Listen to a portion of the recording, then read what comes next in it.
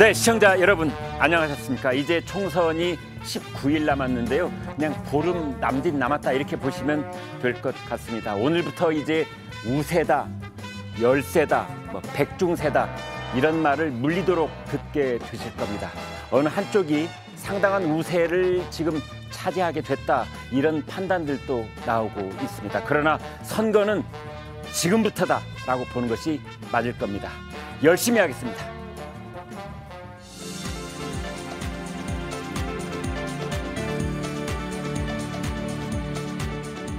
네, 조선일보 보겠습니다. 초등생 성폭행 집단 강간 변호를 했다. 초등생을 성폭행하고 집단 강간을 한 사건을 변호를 한 야권에서도 조수진 민주당 강북을 후보 오늘 새벽에 전격적으로 자진 사퇴를 했는데 인간부터 둬라 이런 의견이 있었다고 합니다. 여기 보면 이 표에 이제 이 조수진 변호사가 과거에 했던 변론의 요지들이 있습니다. 아버지한테 당한 거 아니냐? 성추행 피해자의 모습으로 보기가 어렵다. 이른바 피해자다움이라는 것이지요. 이거 하면 안 되는 겁니다. 음주로 인한 심신미약 상태, 이건 가해자를 이렇게 변호했다는 뜻이 되는 것 같고요. 여기 강간통념이란 말이 있는데 이거는 이제 여성한테 책임을 지우는, 다시 말해서 피해자한테 책임을 지우는 그런 통념. 유시민 작가가 조변 길에서 뺏지 줍는다 뭐 이런 말들이 다 어우러져서 자진 사퇴에 이르게 됐다 이런 뜻입니다. 내용 보겠습니다. 인권 변호사라던 조수진 반인권 활동을 했다. 이제 그 내용 지금 설명드린 거 다 함께 들어 있습니다. 다음 보겠습니다. 한국일보 같은 내용이고요. 여기 자진 사퇴를 했다. 네, 부지런하게 이 아침 신문에도 이 팩트를 집어넣어서 제목을 뽑았더라고요. 다음 보겠습니다. 서울신문 검찰이 권순일 전 대법관 압수수색을 했습니다.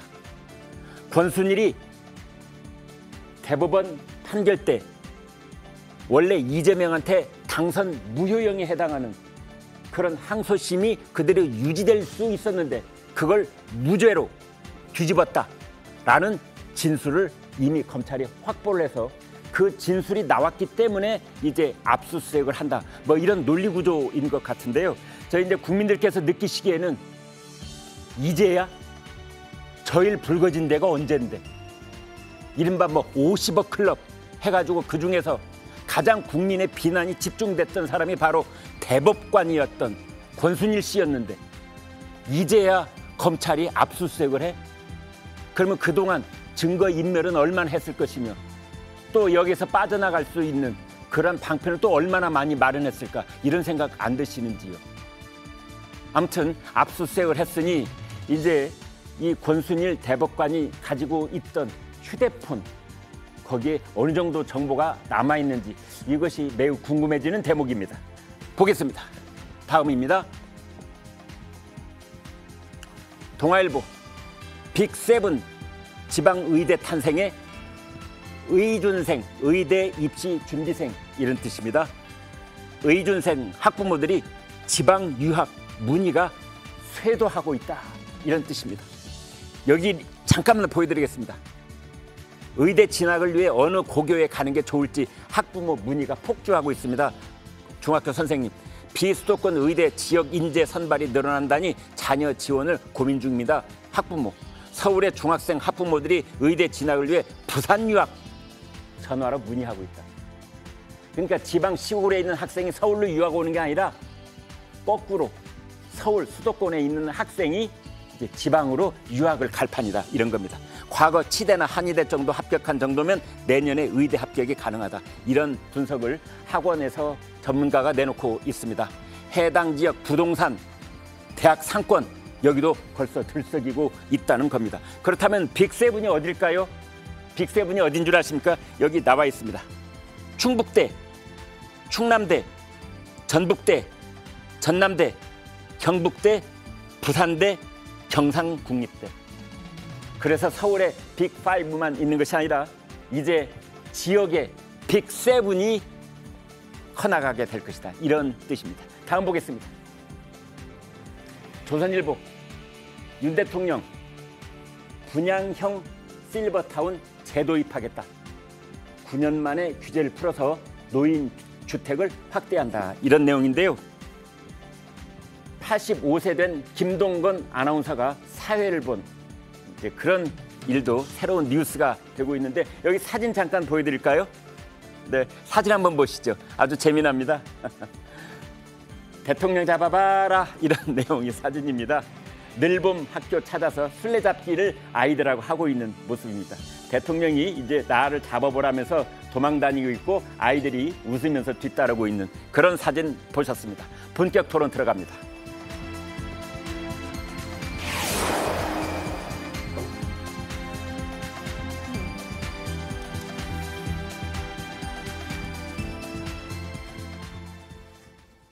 네, 오늘 또 방송 중에 여러분 의견 주시면은 저희가 잘 모았다가 방송 말미에 여러분께 다시 한번 소개해 드리겠습니다. 우리도 할 말 있어요. 이런 코너입니다.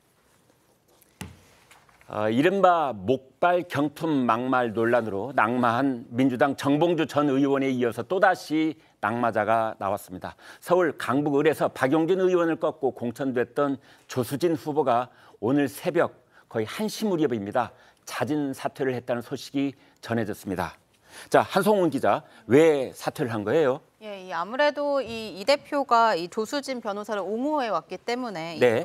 갑작스럽게 느껴지실 텐데요. 예. 이 조수진 후보 자진 사퇴 한밤에 전격적으로 이어졌습니다. 이 기자들은 어제 늦은 오후 저녁 정도부터 어느 정도 당에서 부담을 느끼고 있다, 이 취소를 재논의한다 이렇게 좀 분위기는 알고 있었습니다만 이 내일 오전 가능성도 있었고 새벽에 이렇게 자진 사퇴를 하는 거는 좀 긴박하게 이루어졌습니다. 네.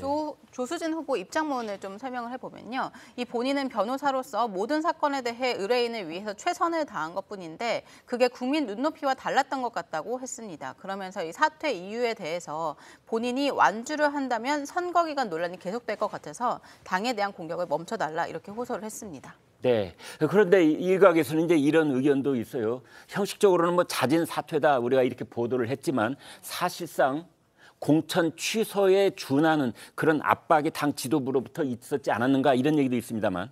예, 어느 정도 좀 당 지도부와 사전 논의가 있었다 이렇게 좀 파악이 되고 있습니다.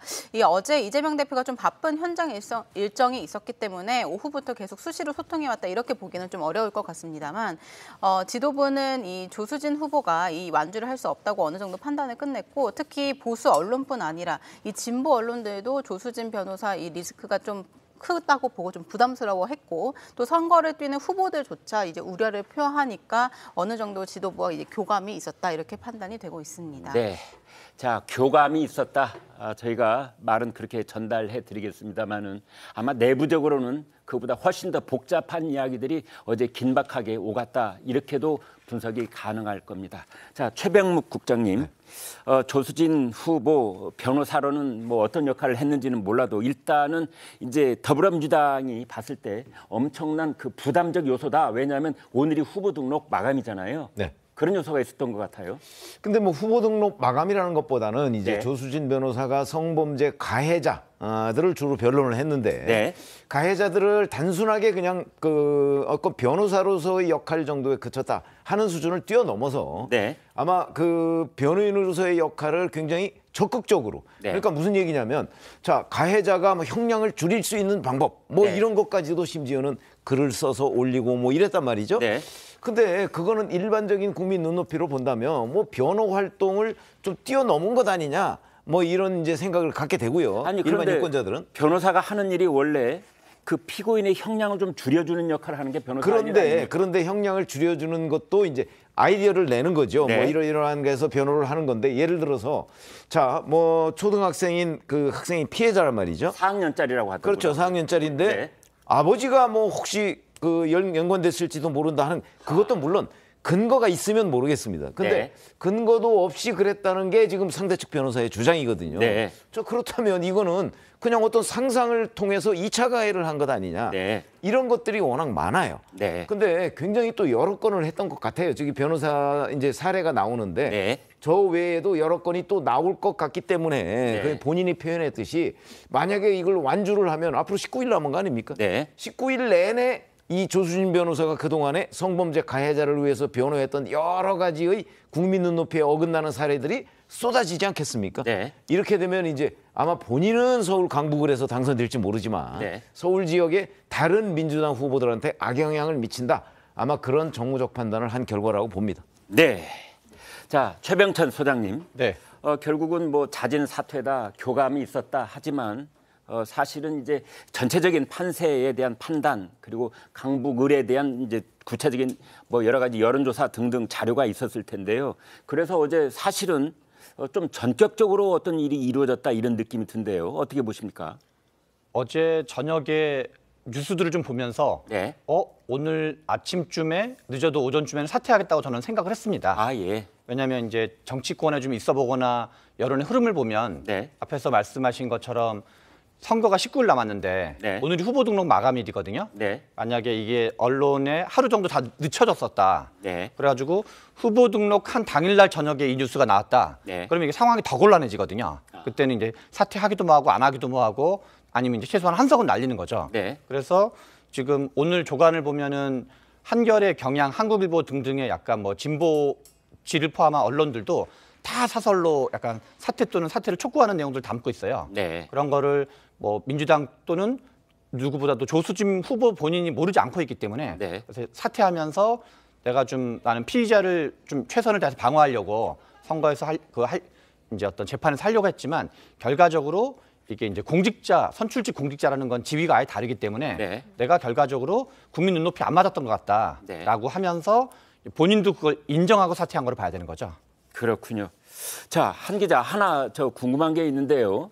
지난번에 대통령실에서 그 황상무 수석 사퇴 발표도 그렇고 이번 일도 그렇고 사실은 기자들이 잠에서 깨어나기 전에 뭔가가 좀 긴박하게 발표가 되는 경우가 있는데 왜 그러는 겁니까? 예, 아무래도 이 좀 여론을 좀 계속 주시하다가 판단하는 면이 있고 또 네. 실제로는 그 결정을 내리는 분하고 이제 참모들하고 좀 의견이 다른 부분이 있기 때문에 네. 아무래도 전격적으로 한밤에 결정되는 부분이 좀 많은 것 같습니다. 그렇군요. 조수진 변호사가 잦은 사퇴를 할 수밖에 없었던 배경이 무엇인지 지금부터 하나씩 짚어보겠습니다. 조수진 변호사는 인권 변호사로 활동을 했다고 했지만 과거 성폭력 가해자 변호 과정에서 피해자에 대한 2차 가해 그런 논란이 있었는데 실제로 한번 짚어보겠습니다. 지금 변호사 19년 차인데 뭐 인권 변호사 시민운동 했고 민주당 활동도 계속 해왔고 6년 정도 형사변론을 온갖 걸 다 한 것 같아요. 뭐 마약, 뭐 강도, 살인 뭐부터 해서 또 뭐 교통사고 등등 돈 없고 그런 분들 해줬어요. 돈을 벌기 위해서 노력을 했으면 좋았겠지만 그것보다는 제가 좀 될 수 있으면 공감할 수 있는 변론을 펴고 싶고 그래서 의뢰인이 좀 저랑 좀 뜻이 맞는 사람이면 좋고 뭐 그런 편이더라고요. 바로 저 부분입니다. 공감할 수 있는 변론을 펴고 의뢰인이 저랑 뜻이 맞는 사람이면 좋다. 이제 공감할 수 있는 변론이라고 본인이 말을 했는데 그게 영상으로 기록으로 남아 있는데 그 사람이 했던 변론을 세세히 짚어보니 그와는 정반대다. 조수진 변호사가 과거에 맡은 주요 사건들 이제 하나씩 보겠는데요. 2008년에 술에 취해 잠든 여성을 성폭행한 그런 남성을 변호한 적이 있습니다. 2022년에는 특수강간 남성 항소심 변호, 특히 논란이 된 변호는 2023년 미성년자 성폭행한 남성을 항소심에서 변호했다. 뭐 이런 내용도 있습니다. 자, 한성훈 기자. 더 논란이 된 거는 변호 과정에서 피해자에 대한 2차 가해인데 2차 가해 구체적으로 어떤 내용이죠? 예, 이 초등학생을 성폭행한 태권도 관장을 변호하면서요. 이 피해자가 가해자를 무고하고 있다고 했습니다. 그러면서 이제 아버지나 이 다른 성인에게 피해를 당했을 가능성이 있다고 주장을 한 게 논란이 됐고요. 또 피해자가 이 상상을 현실로 인식하는 정신병의 일종의 작화증을 앓고 있다고도 주장을 했는데 모두 이 사실이 아니었고 이 조 후보가 변호한 가해자는 대법원에서 징역 10년이 확정이 됐습니다. 이 한 건뿐만이 아니고요. 이 조 변호사는 이 환자를 성추행한 한의사를 변호하면서도 피해자가 이 바로 항의하거나 이 간호사에게 알리지 않았다면서 피해자 모습이 아니다 이렇게 말을 했는데 이 법원에서 그 주장은 신빙성이 없다고 봤습니다. 또 이 한 건뿐만이 또 아니고요. 또 다른 사건에서도 이 성범죄 가해자들을 옹호하면서 형벌을 낮추거나 심신미약 상태라거나 이 단독 범행이 아니다 이렇게 주장을 했지만 모두 특수관관 유죄 선고가 났습니다. 네, 저는 이번에 작화증이라는 말을 처음 들어봤는데요. 여러분은 알고 계셨습니까? 작화증. 그러니까 실제로는 벌어지지 않은 일인데 자꾸만 그런 일을 피해 상상을 하다 보면은 그게 사실이라고 나중에는 말을 하게 된다. 뭐 그런 뜻 같습니다. 특히 이제 초등학교 어린아이 그 여자아이이기 때문에 그런 식으로 가해자를 변론을 했었다는 게 지금 공분을 사고 있는 것 같습니다. 지난해 초등학교 4학년 여자아이 지속적으로 성폭행해서 성병에 걸리게 한 혐의, 이 태권도 관장 변호하면서 피해자가 다른 사람과 성관계한 것 아니냐. 여기서 이제 아버지를 말한 겁니다. 피해를 당했을 가능성이 있다 이런 주장을 하기도 했는데요. 당시 피해자 측 변호인은 상황을 이렇게 얘기했습니다.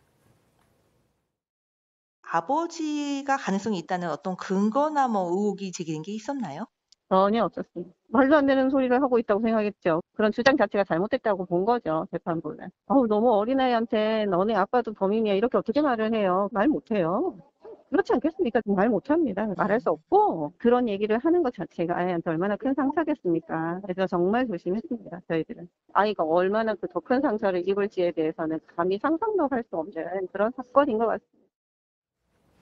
네, 결국 저 사건 여러분 이미 보셨겠지만 대법원에서 가해자에게 유죄, 징역 10년을 확정을 했습니다. 물론 가해자도 변호가 필요하고 변호사로서 이런 사건을 맡을 수 있습니다. 그런데 문제는 인권 변호사라고 하면서 흔히 약자를 보호하는 의미가 아니라 오히려 가해자의 인권을 오로지 그것만 변호한 게 아니냐 이제 이런 건데 양은경 기자님. 네. 가해자 인권을 우선시했다 이런 비난인 것 같아요. 이게 사실 저는 보면서 정말 깜짝 놀랐거든요. 저도 사실 형사변호를 많이 했고 국선전담으로서 성범죄 사건 많이 했습니다. 그런데 제 입장에서도 아니 어떻게 변호사가 이런 변론을 하지? 정말 깜짝 놀랄 만한 사건이거든요. 앞서 뭐 술 취한 남성이 그 사건이냐 이거하고는 이 초등학생 사건은 아예 범주를 달리한다고 봐야 돼요. 이거는 너무나 심한 2차 가해거든요. 그러니까 성범죄 사건을 변호를 할 때 혐의를 인정하고 자백을 하거나 아니면은 뭐 알리바이를 주장을 한 내가 그때 그 시간에 있지 않았다. 그럴 수 있고 하다못해 뭐 술에 취해 기억이 안 난다 뭐 이럴 수는 있어요. 그런데 지금 아이가 성병에 걸렸는데 그게 너의 아버지로부터 비롯했다. 이 행위자가 아니라 다른 사람으로부터 비롯했다. 이거는 정말 상상할 수가 없는 2차 가해고요. 만약에 이거는 당사자가 그러니까 의뢰인이 그런 주장을 하더라도 변호사가 설득을 해서 이게 무슨 말도 안 되는 얘기냐, 증거 있냐라고 해서 철회를 시켰어야 되는 그런 사안이라고 봅니다. 그리고 이거 재판부가 요즘에 제일 싫어하는 게 2차 가해거든요. 더군다나 지금 피해자가 이 지금 초등학교 4학년이잖아요. 법적으로 강력히 보호받아야 되고 가해자에 대해서는 좀 엄격 처벌하는 그런 피해자에 대해서 이런 주장을 한다. 저는 이거는 변호의 한계를 일탈했다고 봅니다. 네. 특히 피해자가 어린아이일 경우에 성범죄 사건에서 극도로 조심하고 신중해야 했음에도 불구하고 조수진 변호사는 오히려 우리가 상상할 수 없는 어떤 그런 근거 아닌 근거를 들면서 그것을 심지어 그 여자아이의 아버지를 거기에 끌어들여서 변론을 했다는 것에 양은경 변호사가 지금 여기에 분노하시고 계신 것 같습니다. 자, 이 박성민 위원께 여쭤보겠습니다. 그렇다면은 이걸 이제 민주당 내부 얘기로 좀 궁금한 게 있는데요. 이런 부분을 몰랐던 것인지 아니면 알고서도 이 정도는 변호사로서 해야 될 일이다 이렇게 판단을 했던 건지 궁금해지는 대목이에요. 이제 공천 실무 과정에서 어디까지 검증이 이루어졌는지는 좀 따져봐야 될 문제겠습니다만 사실 제 생각에는 아무래도 이 공천 과정이 좀 긴박하게 진행이 되었고 네. 그리고 변호사로서 오랜 기간 활동해온 인사라는 점을 고려해 볼 때 모든 케이스를 다 점검하고 검증하지는 못했을 것으로 보입니다. 현실적인 한계가 있는 것이고 네. 아마 당에서도 변호사로서 수행했던 기능적인 역할에 대해서만 인지를 했던 것이지 뭐 이런 구체적인 변론 과정에서의 내용이라든지 뭐 잘못된 그 사회적 인식을 심어줄 수 있는 게시글을 블로그에 썼다라든지 이런 식의 좀 어떻게 보면 공직자로 나서기에는 부적절한 인식을 가지고 있는 것이 아니냐라고 지적받을 수 있는 대목까지 포함돼 있었을 거라고는 아마 지도부도 상상하지 못했을 것이다 이런 생각이 들고요. 실제로 이번에 전격적으로 본인이 후보 사퇴를 하기 전에 지금 보면 수도권 의원들 중심으로 좀 당 지도부에 굉장한 우려가 전달됐다고 하더라고요. 네. 분위기가 심상치 않다, 분위기가 매우 좋지 않다. 네. 여기에 대해서 당 지도부도 굉장한 부담을 느끼고 공천에 대한 재논의를 시작했다. 이런 것들이 어제 언론 보도로 나온 걸 보면 아마 상세한 내용까지는 파악하지 못했을 것이다라는 것이 타당한 추론일 것 같습니다. 그렇군요. 그러니까 서울 강북을이 처음부터 이제 여러 가지 그 혼란스러운 상황이 계속되다가 나중에 이제 조수진 변호사가 그 경선 후보로 들어왔기 때문에 아마 시간상 이런 것을 정밀하게 들여다볼 시간이 좀 부족했던 것 아닌가라는 말씀을 주셨습니다. 조수진 변호사의 말과 행동이 다른 상황 또 있습니다. 보시겠습니다. 이제 시대가 바뀌었다라는 걸 어제 굉장히 많이 생각을 했어요. 그러니까 이 성인지 감수성 시대가 열렸다. 제가 얼마 전에 한 사건에서도 이 성인지 감수성이라는 단어를 사용하면서 이거는 강간죄가 맞다라고 한 예가 있었는데 성인지 감수성이라는 거는 한마디로 말하면 성범죄 사건을 볼 때 성을 인지하는 그런 감성을 가져라라는 건데 한마디로 피해자의 눈으로 사건을 보라는 거예요. 판사에게. 피해자의 성범죄. 네, 저 말에 누가 이의를 달겠습니까? 피해자의 눈으로 보는 것이 성인지 감수성이다. 저렇게 옳은 이야기를 해놓고 그 다음에 나중에 한 행동을 보면 뭐 법기술자, 법꾸라지 이런 말을 쓰는데요. 한 기자. 이제 그런 것들이 드러난 셈이에요. 예, 맞습니다. 방금 보신 방송에서는 이 성범죄 사건에 되게 성인지 감수성이 풍부한 것처럼 이렇게 말을 했는데 또 그러면서 이제 피해자 눈으로 사건을 보라 이렇게 말을 했잖아요. 그런데 네. 이제 자신의 블로그에서는 입장이 조금 달랐습니다. 그 블로그에서 다양한 이 성범죄 재판 노하우를 소개를 했는데 이 가해자들의 대상으로 강간 통념이라는 이 개념을 활용하라 이렇게 조언을 했습니다. 이 강간 통념이라는 말은 여성이 거절 의사를 표현했더라도 실제로는 이 관계를 원하는 경우가 많다 이렇게 생각하는 관념인데요. 이런 잘못된 사회 통념인 강간 통념을 이 국민참여재판 다 열려 있는 이 국민참여재판 배심원에게 활용할 수 있다 이런 식의 조언을 해서 논란이 됐습니다. 네. 과거에 한 시절 그런 얘기가 있었죠. 여성이 말하는 노는 가로 열고 닫고 예스일 경우가 있다. 이런 잘못된 통념을 퍼뜨리는 일부 사람들이 있었는데 그거를 이제 강간 통념이다. 이렇게 본다는 뜻입니다. 법망을 피하는 기술을 올리는 등 정말 국민 눈높이와는 맞지 않는 행동을 한 건데 자, 그런 사람이 공천을 받았고 마지막 관문을 통과한 뒤에 등록하기 직전에 이제 사퇴를 한 겁니다. 그렇다면 민주당에서는 어느 형식으로든 좀 사과를 해야 되는 건 아닌지요? 그렇죠. 이게 이제 조수진 변호사가 갑작스럽게 지금 그 후보로 등장하는 바람에 네. 그 아마 이제 검증을 제대로 못했을 것이다. 뭐 하는 데는 저도 동의를 합니다. 네. 그러나 이제 민주당으로서는 본인들이 이런 이제 일종의 정무적 판단을 하는 거 아니겠어요? 네. 그러면 이 정무적 판단을 그 어떠한 사유에 의해서 그 처음에 공천 준 거와 지금 사퇴까지 이게 이제 정반대의 결과인데 이 부분에 관해서는 민주당에서 뭐 공천관리위원회가 됐든 누가 됐든 아마 이제 그 설명을 하든 사과를 하든 뭐 이런 조치가 있어야 되는 거죠. 특히 저는 어제 저녁까지만 해도 이재명 대표는 공천 취소의 의사가 전혀 없다는 식으로 얘기를 했고 네. 그다음에 당의 여성위원장이죠. 이재정 여성위원장은 이 부분 관해서 이런 사례들로 그 조수진 변호사를 그렇게 평가할 일이 아니다.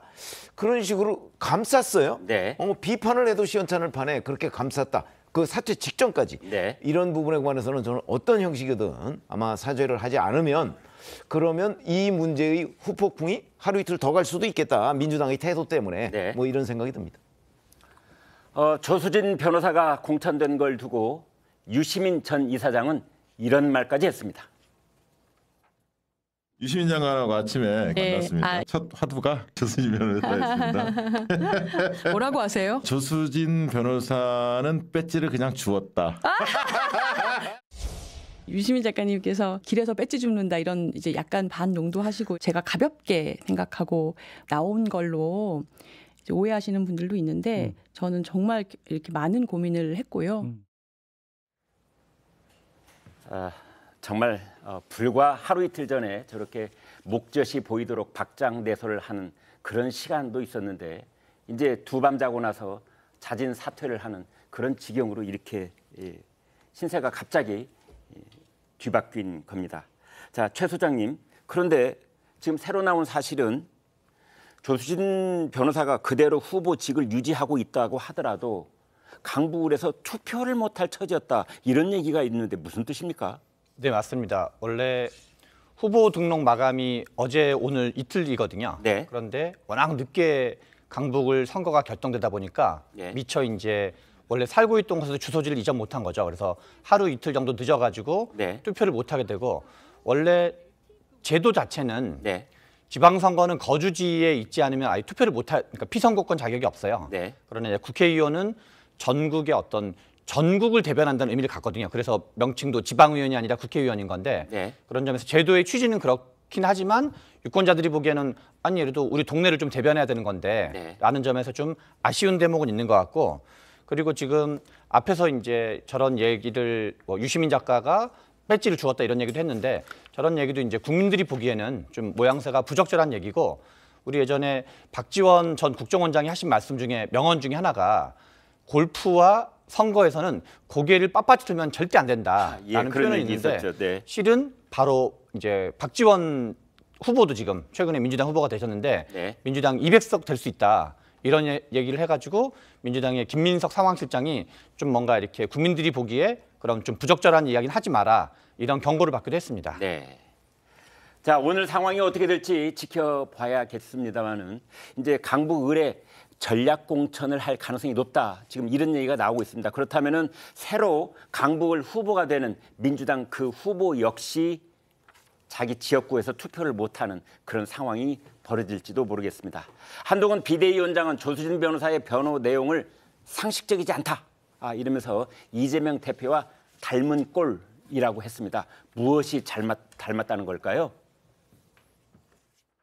그런데 그분은 민변인가요? 과연 민변, 성범죄 가해자를 변호할 수도 있습니다. 변호사는. 그렇지만 그렇게까지 초등학생이 강간 피해를 당했는데 아버지가 그랬을 수도 있다라는 식의 변호를 하는 경우는 상식적으로 없습니다. 누가 그렇게 합니까?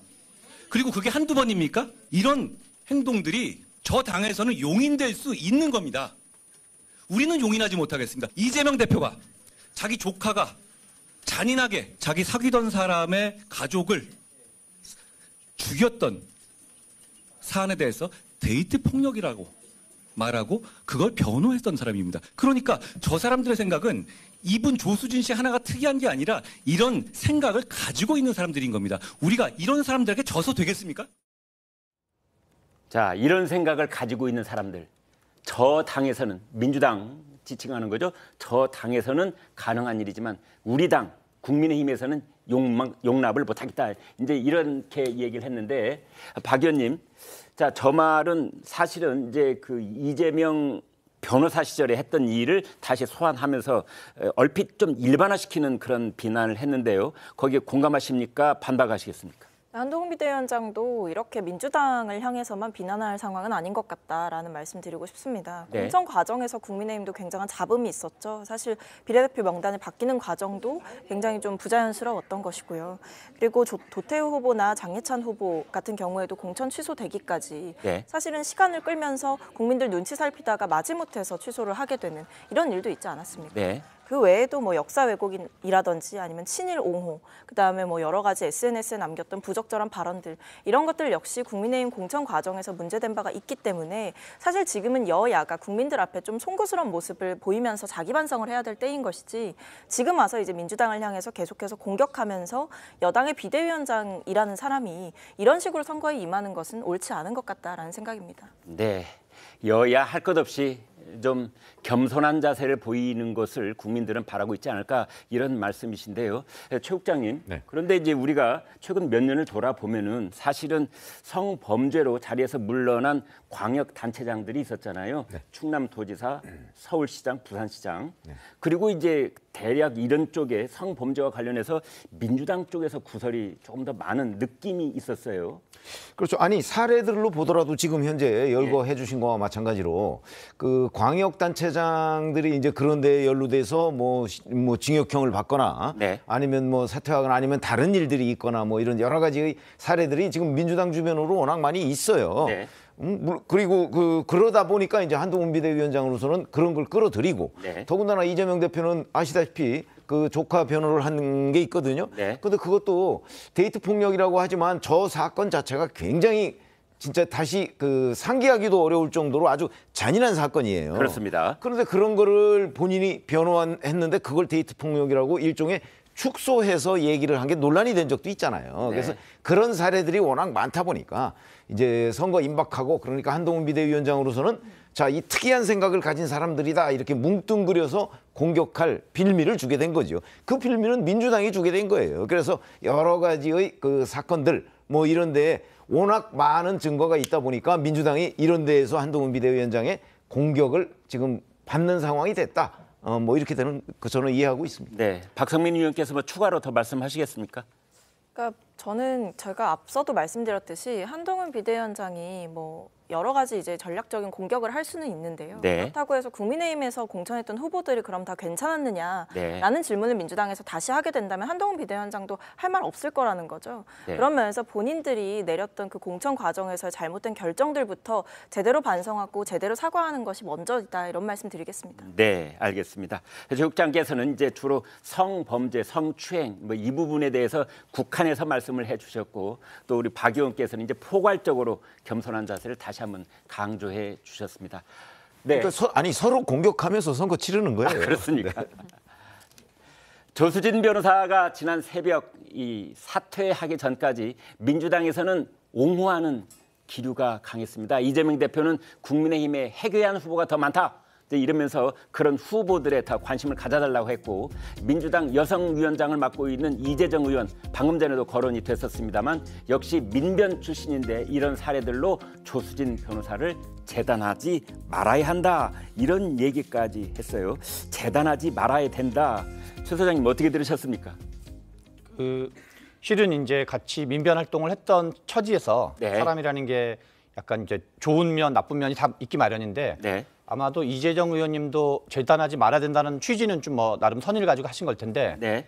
이런 사건은 아마 전혀 예상도 못했을 거예요. 네. 저도 이제 민변에 아는 변호사님들이 있어가지고 뭐 어제 오늘 이런저런 얘기를 한 적이 있는데 네. 이건 좀 너무 약간 과하다라는 생각이어서 아마 이재정 의원도 이 사건 자체 지금 언론을 통해서 공개된 자체가 뭐 적절했다고 생각하지는 않았을 거예요. 네. 다만 이제 다른 측면 뭔가 다른 어떤 뭐 여러 가지 활동 측면도 같이 봐야 된다는 걸 좀 강조한 측면으로 봐야 되기 때문에 그렇게 볼 수 있고 그리고 지금 앞에서도 약간 한동훈 비대위원장 얘기를 했었는데 그 지금 윤석열 정부의 국방부 장관이 문재인 대통령이 모가지를 따겠다고 한 사람을 국방부 장관을 앉혔고 그리고 황상무도 처음에는 MBC 기자들을 언급하면서 회칼로 옛날에는 빵도 맞은 적 있다 이렇게 회칼빵 같은 걸 맞은 적 있다 했는데 초기의 입장은 이건 인사권의 문제니까 아무 관계가 없다였거든요. 그런데 그거는 지금 이 조수진 변호사도 좀 부적절했지만 이런 것도 빨리 지금 제가 보기엔 더 중요한 거는 세상에는 막말하는 사람이 요즘 너무 많아요. 네. 약간 막말이 유행이라 그럴까요? 네. 그래서 오히려 중요한 거는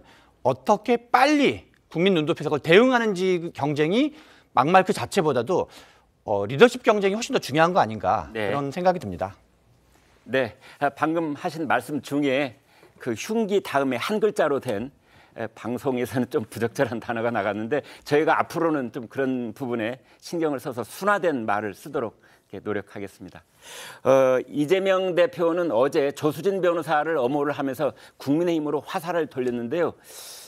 이재정 의원, 여성위원장이라면 이것과 다른 목소리가 나와야 하는 것 아닌가라는 얘기가 있는 것도 사실입니다.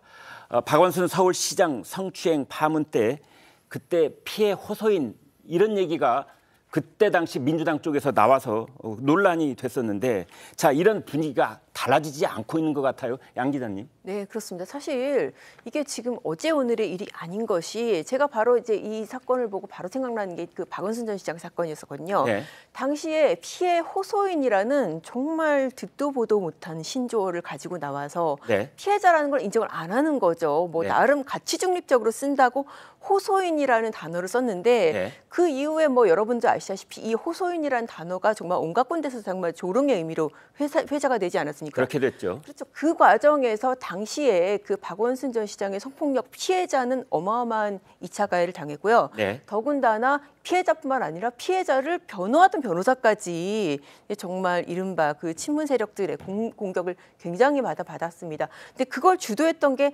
당시에 그 민주당의 여성 의원들이 피해 호소인이라는 거, 특히나 이제 남인순 의원, 사실 남윤인순 의원으로 알고 계신 분들도 많을 거예요. 그만큼 본인 이름에서까지 양성평등과 여성의 가치를 강조했던 사람이 그런 흐름을 주도했었단 말이죠. 네. 그런데 이제 그런 흐름이 안 바뀌었고 거기에 대해서 어떤 반성적인 기류도 없었다는 게 사실 어떻게 보면 이 사건에서 증명이 된 것이고, 방금 전에 최 의원께서 말씀하셨지만은 불과 몇 시간 전에 민주당 여성위원장도 뭐 그것만으로 재단해서 안 된다라고 하지 않았습니까? 그러니까 네. 이미 이제 민주당이 어떻게 보면 진보 소수 약자를 옹호하는 게 아니라 이번 공천에서도 드러나다시피 친명횡재 비명횡사, 네. 가치 자체가 달라졌다, 이제 그런 판단을 내릴 수밖에 없을 것 같습니다. 네. 자, 박성민 의원님, 그래서 과거에 그런 얘기들이 많았어요. 그 여성들이 어떤 여성 성피해자가 나왔을 때 진영 논리 말고 그 성피해자를 진정으로 응원하고 보호하는 그런 얘기가 좀 나와줘야 되는 거 아니냐, 이런 얘기가 줄곧 있었어요.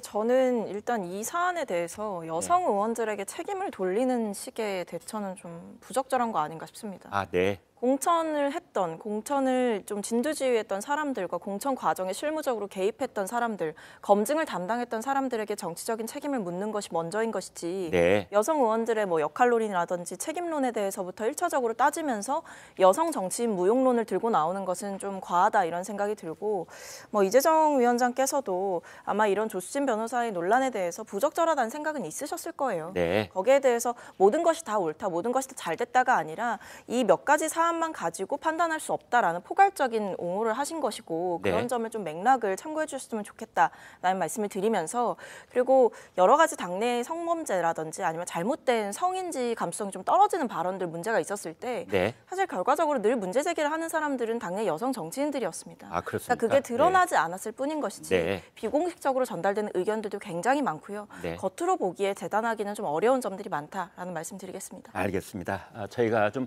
구체적으로 세밀하게 알 필요가 있겠습니다.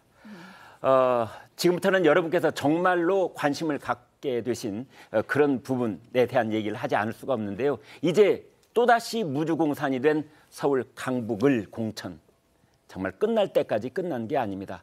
오늘까지는 아무튼 이 일도 악휘를 지어야 하기 때문에 오늘이 후보 마감 날이라서 누가 빈자리를 채우게 될지 무척 궁금해집니다. 두 번 비명 행사를 한 박용진 의원이 기사 회생할 가능성이 있을까요? 민주당 전략공관위원장 말을 오늘 아침에 한 말입니다. 들어보겠습니다. 학점자가 승리하는 경우는 경선에서는 거의 없고요. 전략공천이 거의 가능합니다.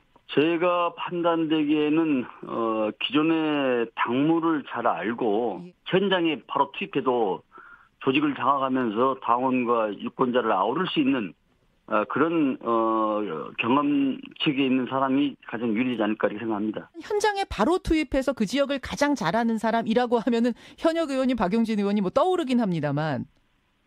물론 그 부분도 뭐 전혀 배제할 수 있는 상황은 아니지만은 이제는 정말 선택의 여지가 없이 우리가 희배를 기울여야 되는데, 이미 경선에서 두 번의 기회를 준 후보한테 다시 세 번의 후보를 준 기회는 한 번도 없었거든요.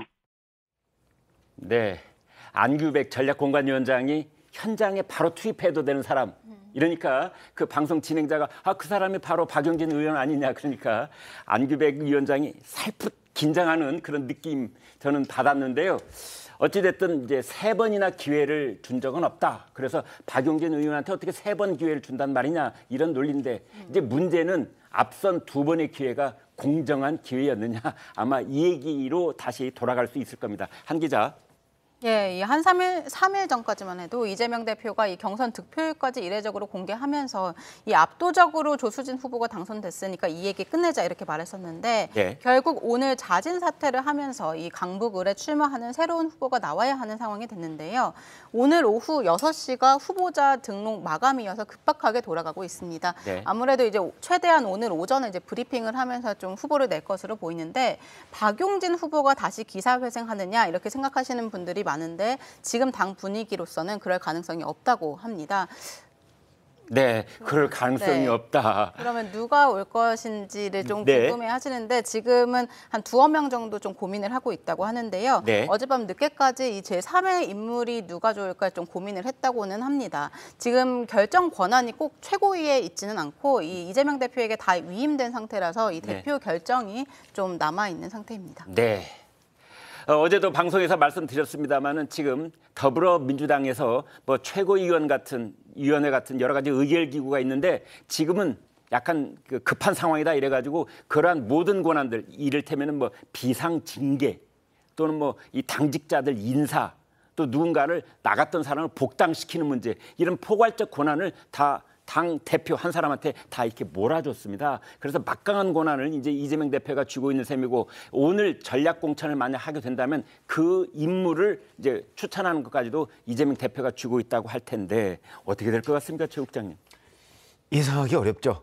그러나 이제 저희가 그동안에 관찰해 본 걸 종합해 보면 이재명 대표가 적어도 박용진 의원한테 배지를 달게 해줄 수는 없다는 뜻은 분명해 보여요. 네.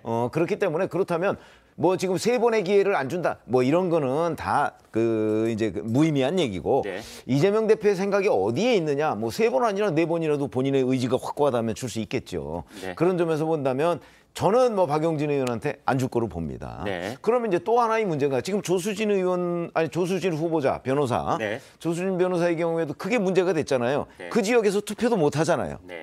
이렇게 되면 이것도 참 코미디 같은 상황이거든요. 네. 그러니까 아마 웬만하면 그 지역에서 투표 정도는 할 수 있는 사람. 네. 그렇다면 그 지역에 주민등록이 돼 있어야 되겠죠. 네. 뭐 이렇게 좀 뽑으려고 할 텐데 그렇지 않으면 결국 또 친명. 뭐 그동안에 뭐 거기에 이름 거론된 몇 명이 있습니다. 결국은 그 친명으로 단수 공천을 하는 것 외에는 다른 방법은 없습니다. 왜냐하면 지금 몇 시간밖에 안 남았는데 지금 8시간 남짓 남았잖아요. 네. 그렇기 때문에 뭐 다시 경선을 할 수도 없고 뭐 그러니까 아마 이재명 대표가 그대로 그냥 내리꽂기식으로 공천을 할 수밖에 없는 그런 상황이 됐다. 그래서 저는 개인적으로는 또 친명계의 누구가 되지 않겠는가 이렇게 봅니다. 네. 또 다른 친명계가 지금 준비를 하고 있을 것이다라는 말씀을 주셨는데 저는 그걸 좀 거꾸로 한번 최 소장님께 여쭤보겠습니다. 오히려 그러기 때문에 이제 이재명 대표 입장에서는 모든 이의 예상을 깨고 역발상을 한번 해보겠다. 그래서 박용진 의원한테 이번에는 준다. 그래서 오히려 중도층을 좀 더 확장을 하는 그런 효과까지 노리겠다. 이런 가능성 진짜 없습니까? 저는 이재명 대표가 조금 더 이제 큰 정치를 하고 네. 그리고 지금 당에 여러 가지 공천 갈등이 있었잖아요. 뭐 비명 행사, 친명 행제 논란 등등이 있었었는데 네. 그래가지고 실제로 당의 지지율이 떨어졌던 게 사실이고 각종 여론조사에서 민주당의 공천이 좀 더 불공정했다라는 네. 여론이 사실이거든요. 예. 그래서 이재명 대표가 조금 더 멀리 내다보고 대선이라든가 등등 이후에를 내다본다 그러면 네. 저는 박용진 후보에게 전략 공천을 해주는 게 가장 바람직하다 생각을 해요. 네. 다만 앞에서 우리 최 국장님 말씀하신 것처럼 실제로 그럴지 여부는 약간 갸우뚱한 면이 있습니다. 네. 그래서 그동안 했던 거에서 뭔가 주장했던 논리도 그렇고 뭔가 그 경선 부정과 관련된 경우는 차점자를 시켜주겠지만 네. 그렇지 않고 경선 자체는 문제가 없었지만 된 경우는 이제 기회를 안 주겠다라고 네. 이제 물론 우리 국민들이 많이 알고 있는 올림픽에서는 금메달리스트가 자격을 상실하면 은메달리스트가 타는 게 일반적이죠. 네. 그러나 지금 이재명 대표와 민주당에서는 약간 그거랑 다른 입장을 취했기 때문에 그리고 바로 직전에 조수진 후보랑 박용진 후보랑 등등 여기 이제 그 공천을 할 때 그때 지원했던 사람이 거의 몇십 명이었었거든요. 네. 약간 좀 전국에 있는 많은 사람들이 다 모였다고 맞습니다. 그래요. 뭐 네. 서울, 경기, 인천 등이어가지고 네. 제 생각에는 이재명 대표가 박용진 후보를 결정했으면 좋겠지만 제 생각은 네. 근데 실제로는 아마도 강북에 살지 않고 있는 사람을 포함해서 네. 그건 약간 이제 최 국장님 의견이랑 약간 다른 건데 살고 있지 않은 사람을 포함해서 전략 공천할 확률이 가장 높지 않을까라는 생각이 듭니다. 네. 혹시 무공천할 가능성은 없을까요? 저 갑자기 상상력이 그 지역을 비워버린다? 왜 그러냐면 네. 뭐 그럴 경우라도 아마 친민주당 계열 후보가 당선될 가능성이 대단히 높거든요. 네. 지금 그 서울 강북을 가지고 이 난리를 피워놨는데 거기다가 또 무리를 해서 친명 후보를 꼽는다? 저는 그것도 악재가 될 수 있을 것 같아요. 그런 생각이 그러니까 듭니다. 네. 이제 위기는 기회다 이런 말이 있는데 그렇죠. 어떤 의미에서 이재명 대표 입장에서 본다면 지금까지 비명 행사라는 공천 파동의 오명을 이번 기회에 좀 씻어낼 수 있는 기회가 만약에 될 수 박용진 있잖아요. 의원을 거기에 공천을 한다고 한다면 네. 지금 얘기한 그런 말대로 지금까지의 이재명 대표한테 쏠렸던 많은 여러 가지의 어떤 비판적 요소 네. 이거를 한몫에 뒤집는 게 되겠죠. 네. 근데 이재명 대표는 저희가 그동안에 이렇게 분석해온 이재명 대표는 그런 결정을 안 할 것이다. 저는 그렇게 봅니다. 네, 최 소장님, 이제 오늘 안규백 위원장 말을 들어보니까 박용진 후보가 전략 공천 받을 일은 거의 0%에 가깝다. 이제 그런 얘기를 하고 있는데 안규백 위원장이 이재명 대표는 아니잖아요. 자, 그렇다면은 박용진 의원이 가령 이번에도 이제 그런 기회가 오지 않는다면 무소속으로 출마할 가능성 있습니까? 두 가지 면을 좀 구분해서 봐야 되는데요. 일단 네. 무소속 가능성은 0%입니다. 왜냐하면 법으로 금지돼 있습니다. 아, 그렇군요. 과거 이제 아시는 분들은 알 텐데 1997년도에 이인재 씨가 이회창 후보랑 경선을 해가지고 졌는데 대통령 후보를 다시 나왔어요. 네. 그래서 480만 표를 받았거든요. 예. 그래서 그때 이제 소위 말하는 이인재 방지법이라는 게 만들어졌어요. 네. 그러니까 경선하기 전까지는 괜찮은데 경선에서 떨어진 사람이 다시 출마하는 거 좀 너무하지 않냐라는 게 여야의 공감대가 형성돼서 만들어졌고 네. 두 번째는 저도 이제 실제로는 이재명 대표가 박용진 후보에게 줄 확률이 낮다고는 보지만 네.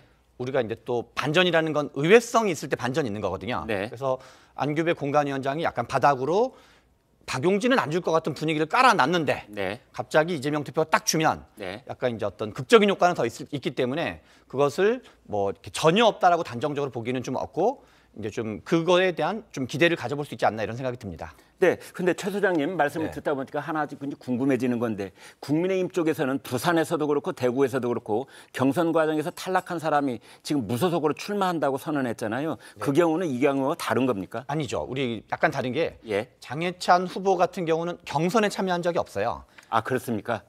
그러니까 경선을 하고 컷오프를 그러니까 경선을 하고 한 게 아니라 네. 다른 방식으로 선출된 거고 예. 경선을 했는데 진 사람은 따로 출마가 법으로 금지돼 있죠. 같은 아, 선거구에서 그렇게 되는 나오는 거군요. 네. 그러니까 여야 할 것 없이 그렇게 되어 그렇죠. 있다. 법으로 금지돼 있습니다. 법에 금지돼 있어요. 네. 알겠습니다.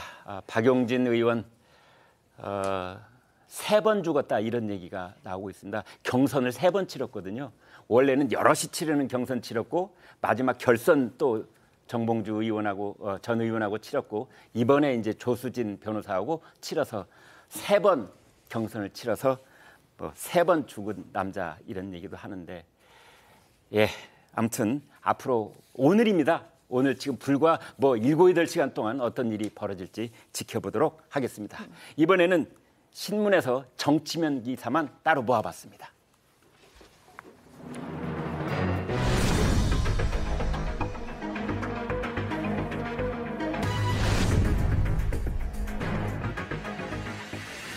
네, 조선일보 보겠습니다.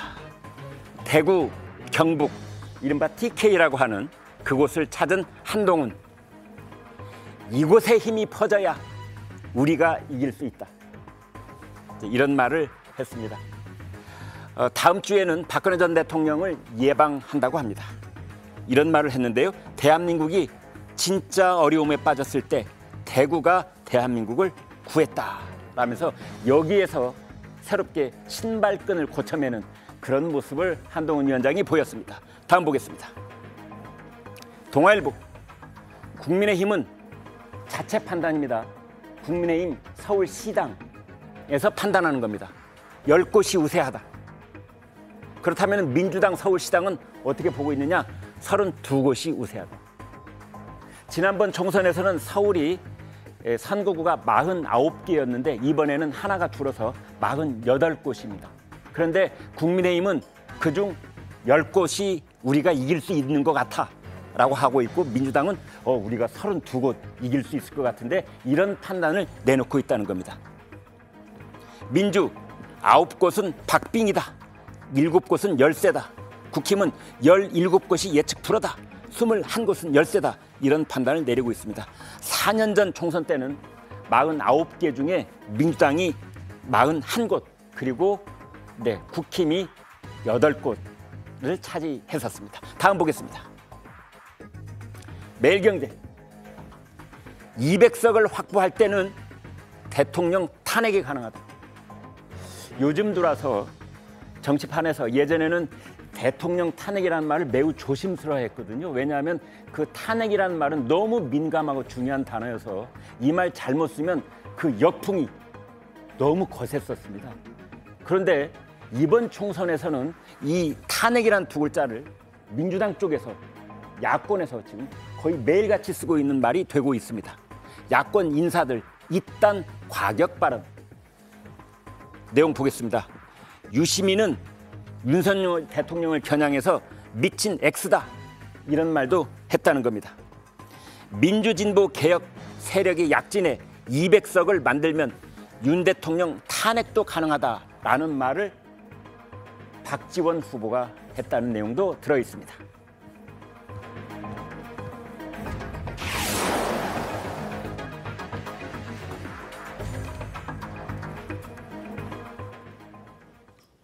네, 국민의힘 한동훈 위원장은 보수의 심장 대구를 찾아서 지지층 결집에 나섰습니다.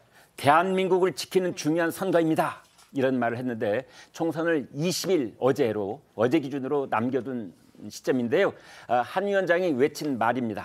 대구를 찾은 한 위원장 모습 보시겠습니다. 우리는 이번 총선을 반드시 이겨야 합니다. 이재명 대표도 이번 총선을 반드시 이겨야 합니다.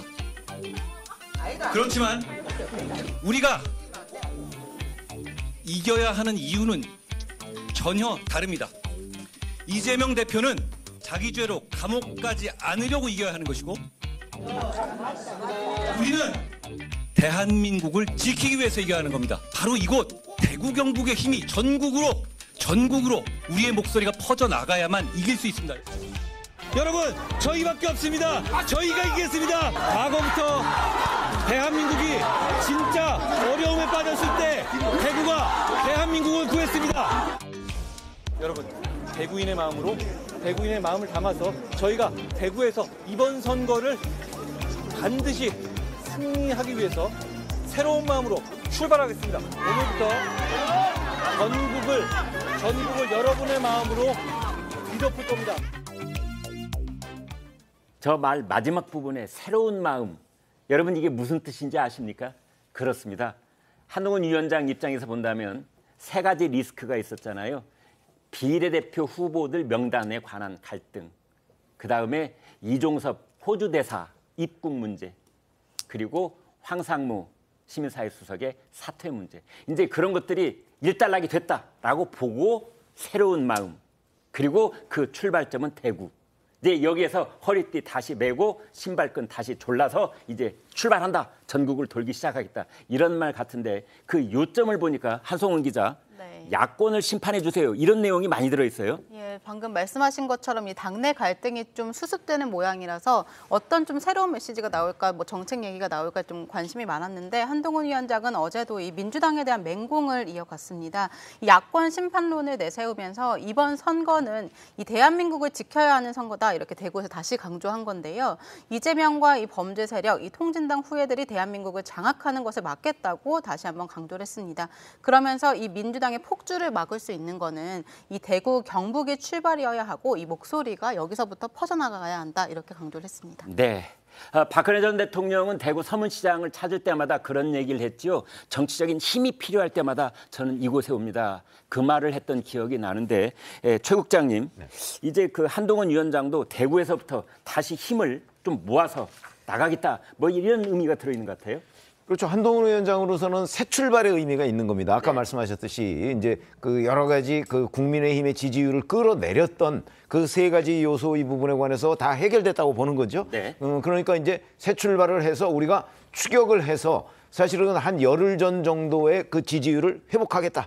그래야 이번 선거를 이길 수 있다. 뭐 아마 이런 쪽으로 해서 대구를 선택한 것으로 보이고요. 네. 뭐 민주당이 광주를 선택했듯이 네. 대구를 선택한 이유는 바로 여기서 재충전의 에너지를 그 자기가 받아서 네. 받아서 이번 선거 이제 앞으로 19일 남았으니까 이 19일 동안에 어떤 승기를 잡겠다 지금 뭐 이런 의지로 볼 수 있습니다. 네. 자, 박 의원님 지금 이 상황을 보니까 왜 국민의힘 쪽에서 본다면 한 달 전쯤에 이제 우길 기세가 있었던 뭐 그런 쪽으로 다시 돌아가려면 어떻게 해야 되느냐 이런 생각을 하고 있는 것 같아요.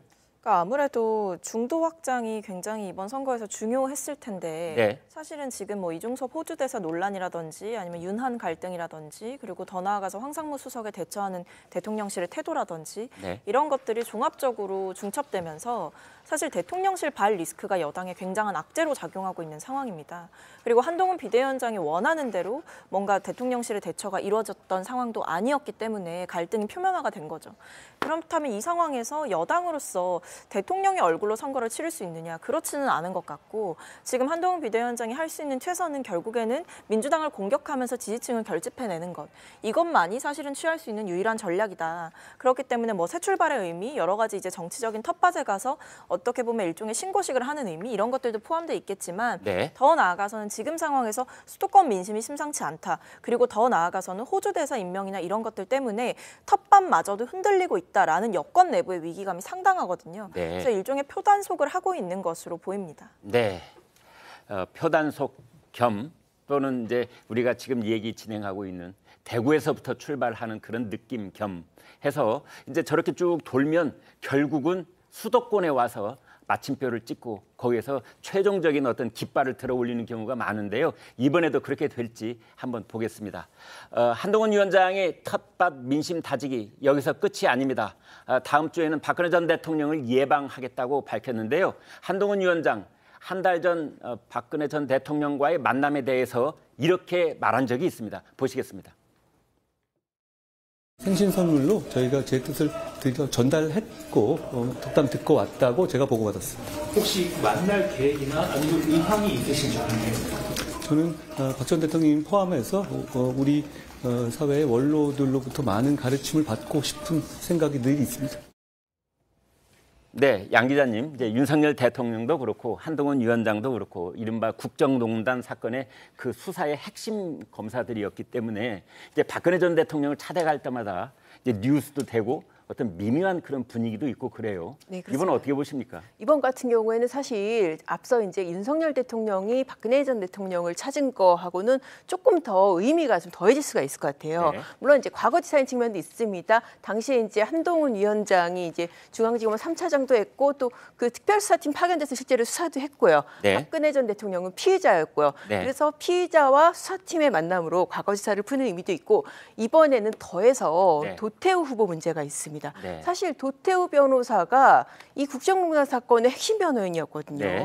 근데 저도 사실 많이 이제 접하면서 기억을 하는 게 그때 당시 도태우 변호사가 본인 개인 사무실을 닫고 이 국정농단 사건에 전념을 했단 말이죠. 뭐 네. 박근혜 전 대통령하고 개인적인 인연은 없었습니다. 그런데도 불구하고 자기가 찾아가서 변호를 했고 상당 기간 오랫동안 변호를 했어요. 그때 당시에 여러 변호인들이 있었지만 상당히 네. 오랜 기간 변호를 했는데 지금 한동훈 위원장이 이 지금 여당의 위원장으로서 도태우 후보의 공천을 취소를 했지 않습니까? 네. 물론 이제 이 여기에 대해서 뭐 박근혜 전 대통령 입장을 표현하거나 그러진 않았겠지만은 아무튼 특히 이 대구 지역에 굉장히 이 민심에 악영향을 준 건 사실이거든요. 그리고 네. 정작 정말 의뢰인 당사자인 박근혜 전 대통령의 입장도 정말 결코 이거는 조금 뭐 흔쾌히 받아들일 거는 아니라고 봅니다. 그래서 그것을 과거지사뿐만 아니라 현재 진행형인 이 공천 갈등을 이 박근혜 전 대통령을 찾아가서 푸는 그런 의미도 있다고 보입니다. 네. 최 소장님, 우리가 박근혜 전 대통령의 속마음을 좀 짐작을 해 본다면 누구보다도 이 도태우 변호사 같은 경우에 공천을 주고 싶을 텐데 이제 그 도 변호사의 공천을 이제 탈락을 시킨 다음에 그 다음에 박근혜 전 대통령을 찾아가는 한동훈 국민의힘 비대위원장 물론 도와주십시오, 응원해 주십시오 이 말 부탁하러 가는 거 아닙니까? 네. 뭔가 앞뒤가 좀 미묘하게 엇갈리는 느낌도 있는데요. 지금 우리가 한 선거가 이제 19일 정도 남았는데 네. 이 타이밍에 가는 게 이제 과연 좋은 건지 문제가 있는 것 같아요. 아, 그렇습니까? 이해는 되는데 네. 왜냐하면 현재 지금 국민의힘이 서울 전역이 48개가 있는데 네. 48개에서 이기고 있는 조사가 정말 아주 희박해요. 네. 5개 정도 될까 말까 할 정도거든요. 그리고 최근에 부산, 경남 지역에 여론조사가 있는데 네. 부산 지역에서도 부산 18개 중에서도 국민의힘이 앞서고 있다라는 게 그러니까 오차 범위를 넘어서는 우세는 8개밖에 안 될 정도예요. 네. 나머지 뭐 2개와 8개는 혼전이거나 지고 있을 정도여가지고 네. 어떻게 보면은 국민의힘이 그나마 이기고 있는 데가 대구 경북으로 볼 수가 있어요. 네. 그래서 한편으로는 앞에서 말씀하신 것처럼 도태우 후보를 비롯한 약간 친박 후보를 공천 철회했던 거에 대한 어떤 서운함을 달래기 위한 것도 있지만 네. 제가 보기에는 국민의힘의 지도부가 이게 지금 보수가 결집도 좀 약간 위태롭다. 네. 그런 생각까지를 하고 일단 보수라는 게 대구 경북에만 있는 게 아니라 수도권에 거주하는 대구 경북 출신도 많이 있고 네. 그다음에 이제 부울경 출신인데 수도권에 거주하는 분도 많이 있거든요. 네. 현재 저만 해도 야 이거 너무 믿겨지지 않을 만큼 민주당이 여론조사가 너무 원사이드하게 잘 나고 있거든요. 네. 일방적으로 잘 나고 있어가지고 그래서 제 생각에는 이제 너무 그러니까 다시 시작하는 마음과 좀 다른 의미에서 지지율이 바닥인 거에 대한 어떤 위기의식. 네. 그래서 일단 보수를 먼저 결집하고 그다음에 이제 부산 경남 같은 데를 가고 이런 식으로 다시 하려고 그러는 건데 그래서 이 장면은 뭔가 보수의 결집을 하지 않을 만큼 약간 밀려 있는 상태. 그런 걸 좀 반영하는 게 아닌가 싶습니다. 네. 아무튼 보수의 핵심 지층도 조금씩 흔들리는 거 아니냐 이런 위기감이 있었기 때문에 그걸 다시 다잡기 위한 것이다라는 분석이신데요. 그런데 지금 이제 국민의힘에서 한동훈 비대위원장이 다음 주에 박근혜 전 대통령을 찾아간다라고 공식 발표를 했습니다. 이것은 박근혜 전 대통령이 오세요, 환영합니다. 이런 뜻을 일단 보냈다고 봐야 되는 거고요. 그렇다면은 그런 상황까지 서로 얘기가 오갔다면은 설마 나무라거나 뭐 섭섭하다는 말을 강조하기 위해서 오라 하겠습니까? 덕담이 나오지 않을까 싶은데요. 이건 제 생각입니다만. 그러나 또 박근혜 전 대통령 이 정치적 감각이 누구보다 뛰어난 분이기 때문에 어떤 말을 준비하고 있을 겁니다. 당연히 국민들에게 알려지는 말일 텐데 어떤 말을 준비하고 있을지 궁금해지기도 합니다. 네, 다음 토론으로 넘어가겠습니다. 네, 경고받은 200석 이런 제목이었는데요. 출렁이는 총선 판세에 관한 얘기를 지금부터 해보도록 하겠습니다. 사전 투표까지는 2주밖에 안 남았습니다. 하지만 민심의 종착지가 어디가 될지는 알 수가 없는 겁니다. 특히나 이번 총선의 경우에는 출렁이는 민심 파고의 폭이 유독 높다는 생각도 드는데요. 그만큼 여야 각 당의 자체 판세 분석도 아주 치열하게 이루어지고 있다고 합니다. 특히 핵심 승부처이자 이번 총선의 최대 격전지로 꼽히는 서울에 대한 각 당의 판세 분석이 나와 있습니다. 함께 보도록 하겠습니다. 한 기자. 예, 이 한 언론 보도에서 양당 핵심 관계자들의 취재해서 결과를 내놓은 건데요. 이 서울 48개 의석에서 민주당은 32곳 우세하다고 봤고 9곳은 박빙, 7곳은 열세라고 판단을 했습니다. 또 이 국민의힘에서는 10곳 정도가 우세하고 17곳은 박빙, 21곳은 열세라는 분석을 내놨는데요. 이 양당이 공통적으로 민주당 우세 지역이다 이렇게 꼽은 지역은 이 중랑, 성북, 강북, 노원 이렇게 서대문, 관악 같은 20곳 정도였습니다. 그리고 민주당 강세 지역으로 꼽힌 곳은 이 서대문을, 이 마포을, 이 양천을, 구로을 정도였고요. 또 이 국민의힘 우세 지역은 되게 조금이었는데 이제 강남, 서초, 송파, 갑 정도였습니다. 이 아무래도 서울 안에서 핵심 승부처로 꼽히는 한강벨트, 이 용산, 광진, 그리고 정치 1번지로 꼽히는 종로는 모두 박빙, 핵심 경합 지역으로 이제 분류를 했습니다. 네. 시청자 여러분께서는 어떻게 들으셨습니까? 여야 서울시당에서 정말 자기들이 가지고 있는 자료를 솔직하게 기자한테 내놓았을까요? 아니면 전략적인 답변을 했을까요? 한 기자, 실제 당 분위기는 어떻습니까? 실제 어제는 이제 국민의힘에서는 수도권에 이어서 이제 부산 위기론까지 나올 정도로 좀 위기감이 좀 상당합니다. 네. 이 공식적으로는 한 위원장도 의석수 전망에 말을 아끼자 이런 분위기라서 말은 좀 아끼는 분위기지만 네. 이 내부적으로는 수도권 전체 의석 절반가량이 이 오차 범위 내 박빙인 것으로 분석을 하고 있습니다. 이 바람이 어떻게 부느냐에 따라서 지난 총선 때보다도 적은 100석 안팎에서 이 120석 안팎이 가능하다는 게 자체 판단입니다. 여권 정치권에선 그렇게 판단하고 있고 네. 그렇다 보니까 이 박근혜 대통령 탄핵 때보다 더 어렵다. 이 한강 벨트가 무너졌다. 이런 말까지 나오는 게 사실입니다. 민주당에서는 공식적으로 예상 의석수를 153석 플러스 알파라고 밝힌 바 있습니다. 어제는 김민석 상황실장이 최대 희망 목표치라고 하면서 과반 151석을 예상을 했는데요. 일주일 만에 이 판세가 불리하게 바뀌었다 이렇게 보기보다는 이 오만하게 보여서는 안 된다 이런 전략적 판단이 반영된 것으로 보입니다. 네. 아무튼 양당 모두 오만하면 죽는다 이런 생각을 갖고 있는 건 확실한 것 같은데요. 최 국장님, 그런데 한 가지 이제 궁금한 것은 이렇게 각 당의 서울시당 또 뭐 선대위 이런 데 취재해서 나오는 걸 가지고 저렇게 보도를 하고 있는데 일반 여론조사가 더 정확합니까? 각 당의 자체 판단이 더 정확합니까? 각 당의 자체 판단은요, 그 상당한 정도의 여러 가지 편견들이 작용할 가능성이 있고 저게 기자한테 얘기하는 용도와 실제 자기들이 공유하는 용도가 다를 수도 있습니다. 그런 경우가 굉장히 많이 있습니다. 그러니까 각 당 판세는 이게 임박하면은 이제 서로 자신감을 보이느냐고 본인들이 우세하다는 거를 좀 부풀려서 얘기하거든요. 그러면 이제 합치면은 뭐 한 300석이 훨씬 넘어가는 뭐 이런 이제 우스운 상황까지도 오기 때문에 여론조사가 정확한데 문제는 여론조사도 또 여론조사 업체마다 전부 다릅니다. 그러다 보니까 이제 조금 뭐 신뢰할 수 있는 여론조사, 뭐 아닌 여론조사, 뭐 이렇게 이제 판단을 하는 것이고, 그리고 궁극적으로는 뭐 몇 석에서 몇 석, 뭐 이런 정도로 자체 분석을 하는 것이 비교적 정확한데, 뭐 저도 뭐 기자 오래 했습니다만 과거 기자 생활하면서 언론에 이렇게 그 예상 의석 뭐 얘기했던 거 대부분은 틀렸습니다. 네, 최 국장님이 과거에 그 날리는 정치부 기자였지만은 그때 예상했던 것이 맞은 적이 많지 않다. 그래서 저희가 이렇게 그 내부적으로 그냥 농담 삼아서 뭐 내기 같은 걸 해볼 때 보면은 정치부 기자보다 경제부 기자나 사회부 기자가 더 정확하게 짚을 때도 있고 그랬었습니다. 민주당에서는 벌써부터 자신감을 넘어서 자칫 오만함으로까지 비칠 수 있는 목소리들이 나오고 있는데요. 그게 바로 200석 가능하다. 200석이면 탄핵도 가능하다. 이런 목소리들이 튀어나오고 있습니다. 이걸 민심은 어떻게 평가할까요? 들어보시죠. 인천에 14석이 당선되면 200석을 우리가 당선시킬 수 있다.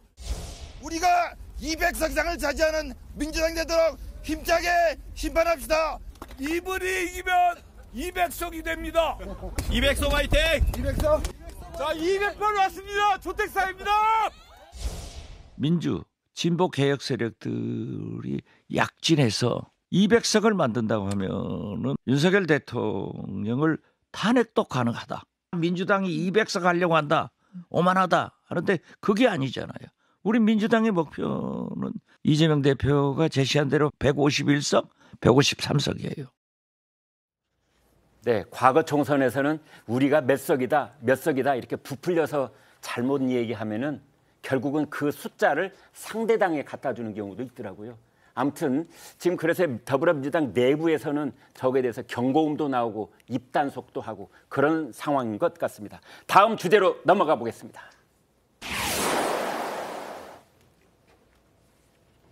네, 야구 시즌이 시작돼서 그런지 야구에 관한 용어가 많이 나오는군요. 견제구. 어제 민주당 텃밭인 호남을 찾은 이재명 대표, 광주에서 열린 선거대책위원회 회의에서 첫 발언권을 더불어민주연합 그 비례위성당에 양보하면서 힘을 실어줬습니다. 보시겠습니다. 모두 발언은 우리 더불어민주당의 비례정당 더불어민주연합부터 먼저 하면 어떨까 싶은데 발언 순서를 양보하도록 하겠습니다.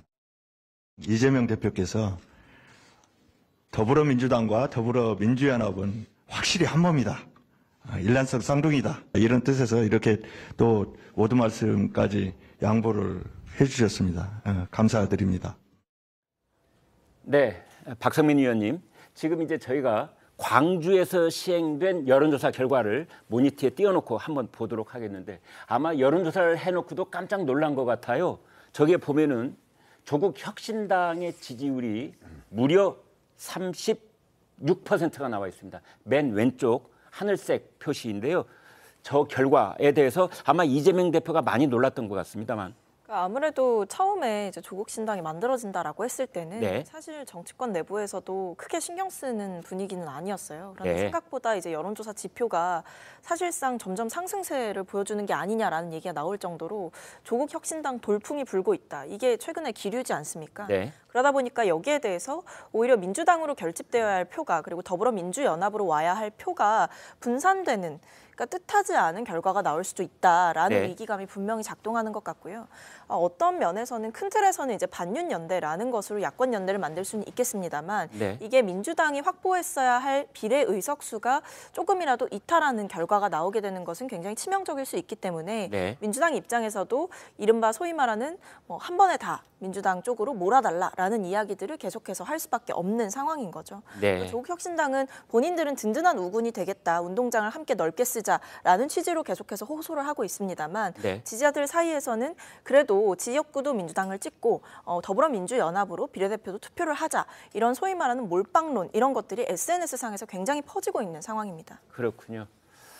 그래서 뭐 몰빵론이다, 뭐 비패론이다, 뭐 이런 얘기도 있었습니다만 최 국장님 어제부터 저런 얘기가 참 많았었어요. 아니 광주광역시에서 조국 혁신당이 36%래. 왜냐하면 지금까지는 맥시멈이 거의 20% 초반쯤 나왔었는데 이게 갑자기 30%. 그래서 호남 민심이 급격하게 요동치고 있는 것 아니냐 이런 얘기가 있었어요.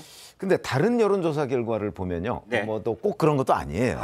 그러니까 여하튼 네. 조국 혁신당이 호남 지역에서 약진하고 있는 거는 뭐 틀림없는 것으로 보이고요. 네. 그런데 지금 이제 더불어민주연합을 넘어섰느냐 뭐 이런 부분은 현재 명확하진 않은데 여튼 네. 뭐 혼전이다. 그래서 이제 이재명 대표가 지금 내려가서 네. 사실은 그 더불어민주연합에 힘을 실어주기 위해서 왜냐하면 조국 혁신당을 견제해야 할 이유가 이재명 대표한테 반드시 있어요. 네. 왜냐하면 조국 혁신당이 의석을 많이 가져가면 네. 뭐 더불어민주연합의 의석을 적게 가져오는 측면도 있지만 네. 22대 국회에 들어서서 이제 민주당과 더불어민주당 간의 그 조국 혁신당과의 관계가 애매해질 수가 있거든요. 네.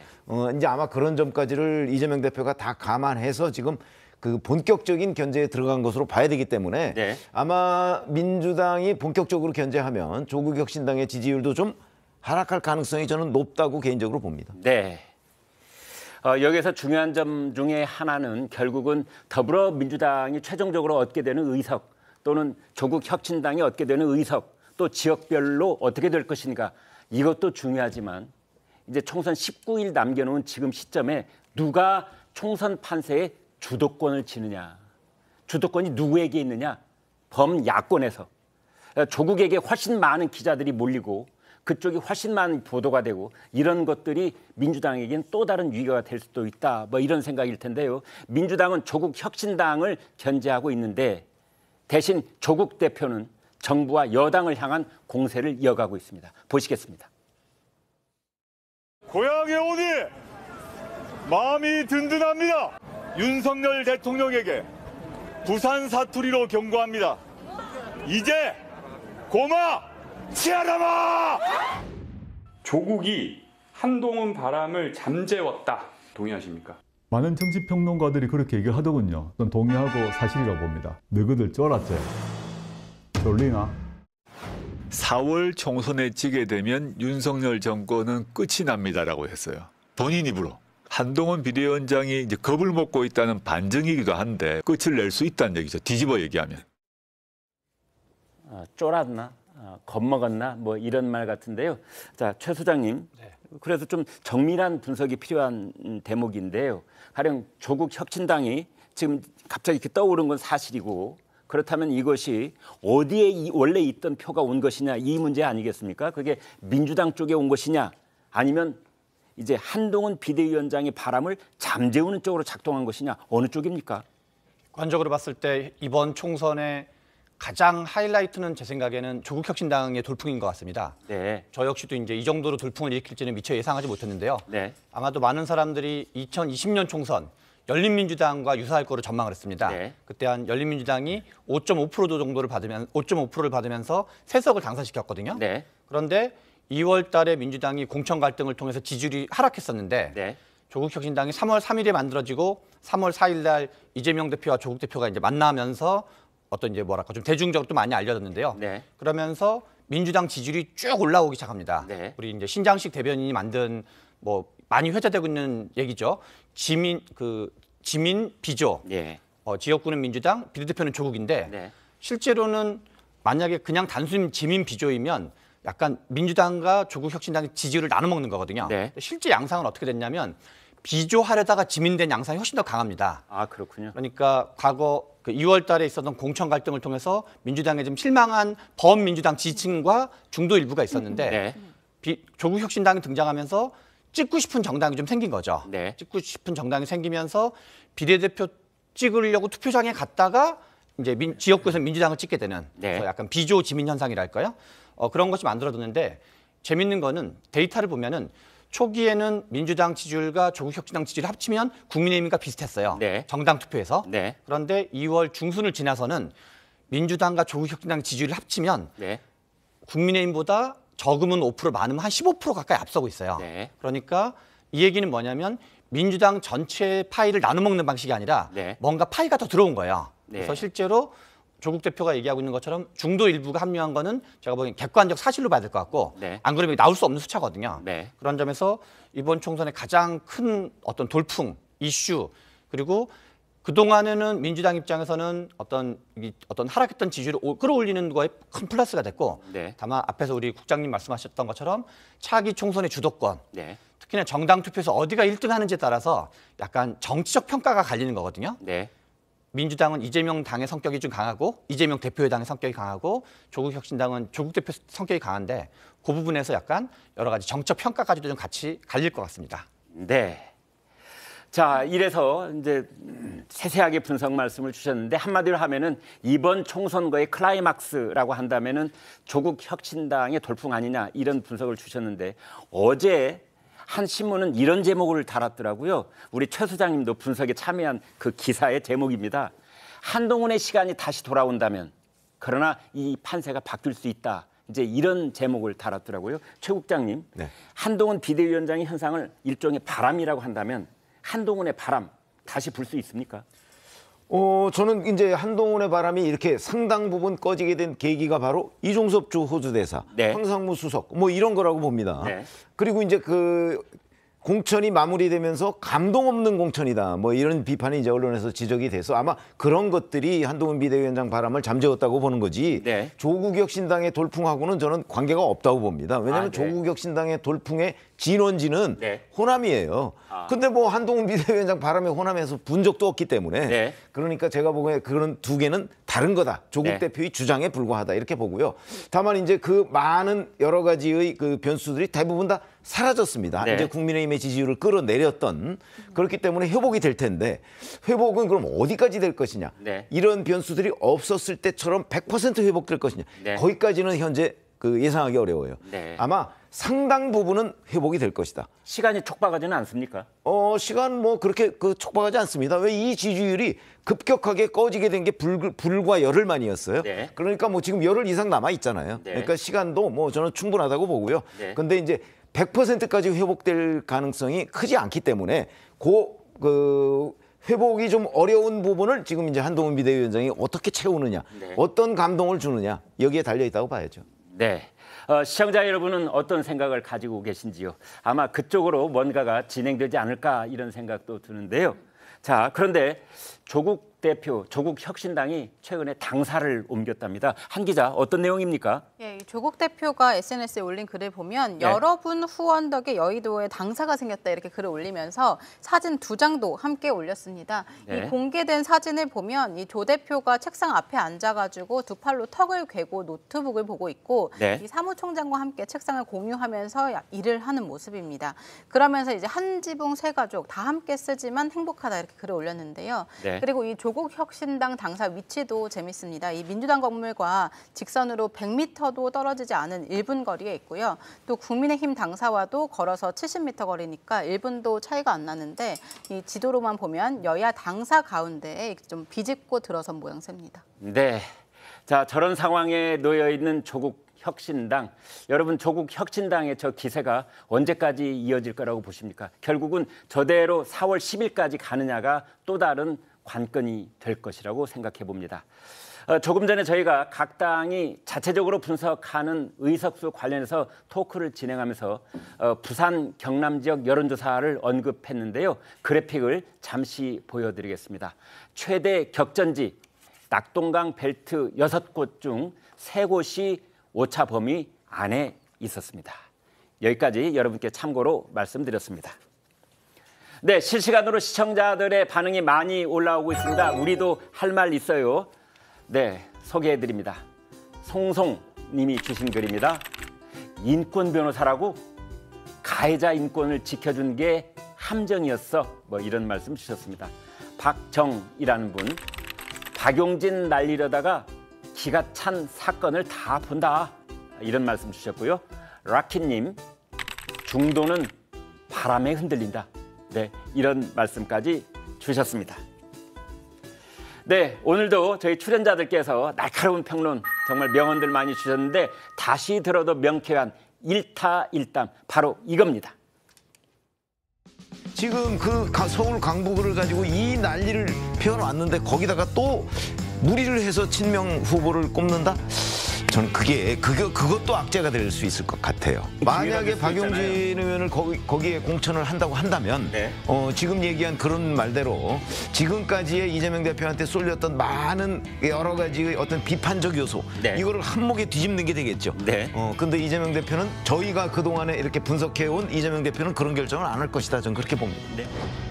우리가 이제 또 반전이라는 건 의외성이 있을 때 반전이 있는 거거든요. 박용진은 안 줄 것 같은 분위기를 깔아놨는데 갑자기 이재명 대표가 딱 주면 약간 이제 어떤 극적인 효과는 더 있기 때문에 그것을 뭐 이렇게 전혀 없다라고 단정적으로 보기는 좀 없고. 네, 저희들의 생각은 항상 똑같습니다. 시청자 여러분이 계시기에 저희 출연진 그리고 신통방통이 존재할 수 있습니다. 저희는 다음 주 월요일 8시 50분에 돌아오겠습니다. 대단히 고맙습니다.